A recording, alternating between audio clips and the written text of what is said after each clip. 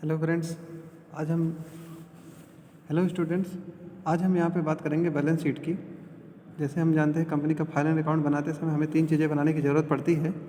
इसमें व्यापार खाता, लाभानी खाता तथा बैलेंस शीट बनाया जाता है। तो बैलेंस शीट आप नाम जानते हैं, बैलेंस शीट लिखा हुआ। बैलेंस का मतलब होता है तराजू, शीट का मतलब होता है पत्र। तराजू आप देखे होंगे कि किसी एक तरफ सामान रखा जाता है, एक तरफ उसका भार रखने के लिए एक यूनिट रखी जाती है, तो दोनों बराबर करने का प्रयास किया जाता है। ऐसे ही बैलेंस शीट में क्या होता है कि अकाउंट के एंट्री करते समय आप डुअल एस्पेक्ट का नाम जानते ही होंगे कि कोई भी ट्रांजैक्शन अगर हम करते हैं तो उस ट्रांजैक्शन में एक डेबिट का पक्ष होता है, एक क्रेडिट का पक्ष होता है। अगर हम कोई सामान खरीदते हैं तो हमें पैसा चुकाना पड़ता है, अगर हम कोई सामान बेचते हैं तो हमें पैसा मिलता है। इस तरह से हम जानते हैं कोई एक सामान अगर हम मंगाते हैं तो हमें उसके बदले में एक चीज़ पेड करनी पड़ती है। ऐसे ही जब दोनों तरफ में, दोनों पक्षों में एंट्री होती चली जाती है तो डेबिट और क्रेडिट दोनों साइडों में हम एंट्री करते जा रहे हैं। सारा general entry, trial balance, ledger, trial balance, उसके बाद ट्रायल बैलेंस के आधार पर हम बनाते हैं यहाँ पर प्रॉफिट एंड लॉस अकाउंट, जिससे हमारा नेट प्रॉफिट निकलता है जो कि हमारे बैलेंस शीट में जाता है। तो बैलेंस शीट में हम देखेंगे कि वो सारे डिटेल लिखे जाते हैं जो हमारे ट्रेडिंग अकाउंट और प्रॉफिट एंड लॉस अकाउंट में एडजस्ट नहीं हो पाते। मतलब ऐसे पर्सनल अकाउंट्स और assets, real account, personal account और रियल अकाउंट, वो सभी के सभी हमारे बैलेंस शीट में लिखे जाते हैं। यहाँ बैलेंस शीट के बारे में देखिए, एक लाइन लिखा हुआ है कि चिट्ठा व्यवसाय की हस्तरेखा है जिससे भूत, वर्तमान, भविष्य ज्ञात किया जा सकता है। अगर हमें किसी बिजनेस के बारे में कोई जानकारी चाहिए तो हमें उसका बैलेंस शीट या फाइनल अकाउंट उठा लेना चाहिए। जे आर बार्टली बाई की डेफिनेशन दी हुई है, स्थिति विवरण एक निश्चित तिथि पर व्यवसाय की ठीक वित्तीय स्थिति माप करने के लिए संपत्तियों तथा दायित्वों का एक वर्गीकृत विवरण पत्र है। ठीक है, तो ये एक निश्चित समय पर बनाया जाता है, एज ऑन लिखा होता है इसके ऊपर।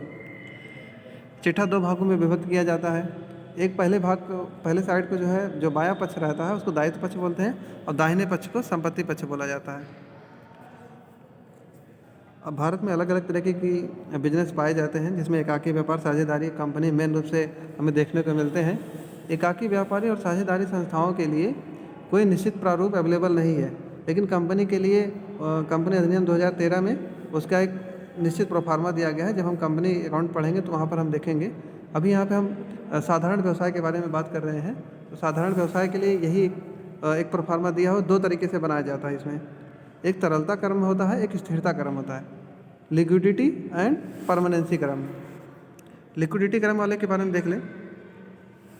लिक्विडिटी क्रम का मतलब ये है कि हमारे बिजनेस में जितने एसेट्स या जितने लायबिलिटीज़ जिनका सबसे पहले पेमेंट किया जा सकता है, अथवा जिन संपत्तियों को सबसे पहले कैश में नगदी में कन्वर्ट किया जा सकता है, उन्हें हम सबसे पहले दिखाते हैं।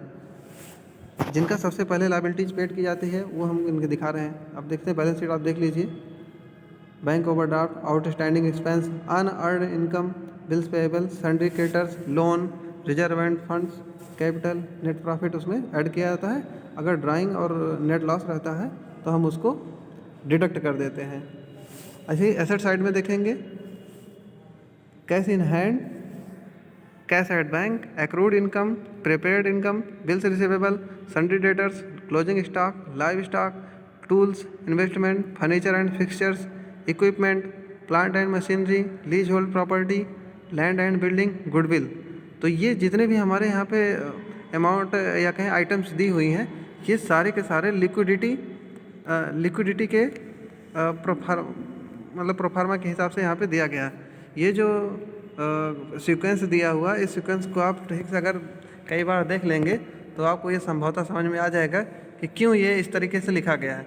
हमारा जितनी तेज़ी से पेड होने वाले या जो सबसे पहले दायित्व पेड होंगे वो सबसे पहले लिखे गए हैं, और अगर एसेट साइड में देखते हैं तो जो सबसे लिक्विड फॉर्म में होता है वो सबसे पहले लिखा गया है।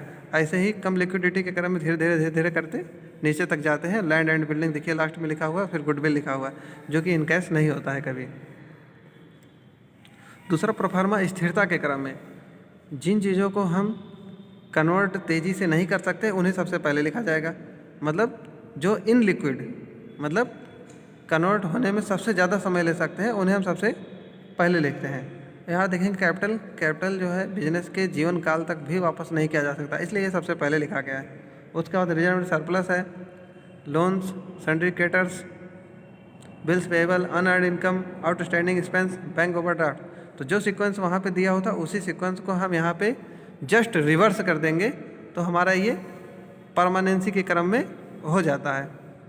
आप इन चीज़ों को कायदे से रट लेंगे, कायदे से देख लेंगे। प्रोफार्मा 2 एक बार आप बनाइए। प्रोफार्मा अगर आप 2 बार बनाते हैं तो आपको निश्चित रूप से ये आइटम याद हो जाएंगे और इनका सीक्वेंस भी याद हो जाएगा।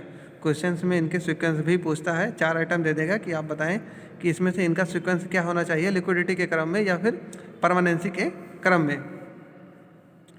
तो ये बैलेंस शीट का प्रोफार्मा दिया हुआ, आप इसको ध्यान से देख लें और इसके आधार पर जो हमको क्वेश्चन दिए रहेंगे, एक्सरसाइज में क्वेश्चन जो दिए होंगे, कुछ क्वेश्चनों पर मैं चर्चा करूँगा, इसमें यहाँ पर लेके आऊँगा और उनको आपको दिखाऊँगा।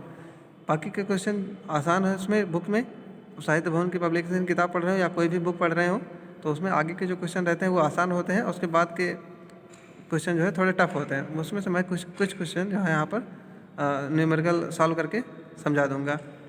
तब तक के लिए धन्यवाद, आप पढ़ते रहिए।